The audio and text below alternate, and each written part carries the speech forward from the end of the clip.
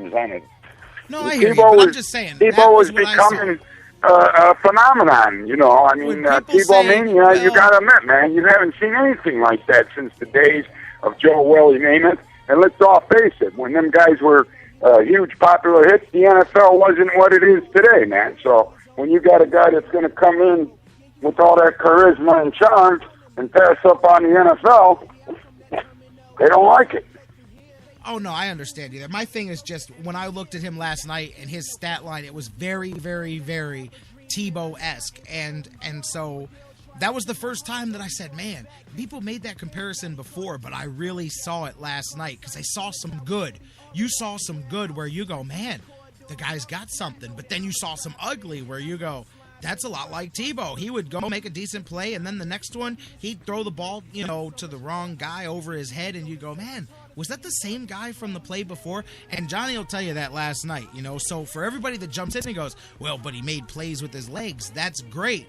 But when you're one-dimensional and then people cut that one dimension from you, you're zero-dimensional. So what he's got to do is what Tim Tebow couldn't do or didn't do, which is get better as a quarterback. If he gets better as a quarterback, and then he can tie that in with what he does with his legs, then he has the chance to live up to what his fans think he can be. I won't take that away from him, but he has to get there. Otherwise, he's one-dimensional. He's going to win a few games with his legs. He's going to lose more with his arm. So that's all. But that's let's not forget, J-Rocc, Daddy.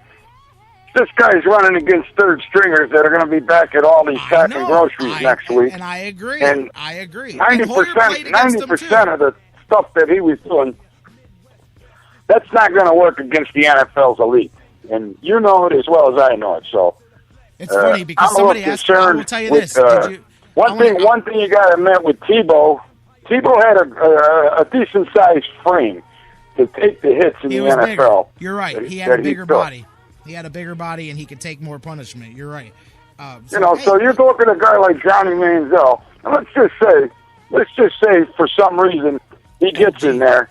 Aren't you a little bit concerned with the size of this guy and the hits he'll be taking? About that before, LG. When the starters are on the field, I don't think he's going to last through an NFL season if he can't throw the football, J-Rocc. I understand that. Both of the quarterbacks are undersized, whether you're talking Hoyer or Manziel. The difference is Manziel puts himself out there more where you got to worry about that. But you know what? Let's not talk about all that. It's a holiday weekend. I'm not even worried about Johnny Football running around because for at least next week, he's going to be the backup to the starting quarterback. So next week, we'll talk about the Browns and the Steelers. Let's not go Manziel to end the show, man. I mean, let's end it good. Indians are on the roll here, heading towards their destiny. You talked about the Cavs. The Browns preseason is over. That's good enough for me. Get the fake game over. Well, they're not fake to the people that get hurt in them, but you know what I mean. Get the overpriced unstatistically counting preseason games out of the way. Let's play some real football. I'm excited, man, but it's also a holiday weekend. Go enjoy it. And this is your big debut night with the high school sports, isn't it, J-Rocc? That's right. As a matter of fact, as soon as you hang up the phone, I'm hanging up the show and heading out to the stadium. So I'm excited as can be, brother. Okay, well, like I said, let's hope our Indians can come home with a victory tonight. And two more to follow that, or at least one more.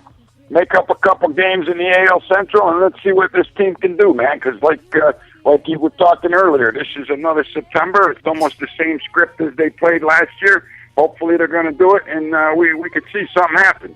There it is. 4 games back in the wild card, 5.5 back in the division. 3 with Kansas City. All right, J-Rocc, Daddy, best to you. Have a happy Labor Day. I'll talk to you next week.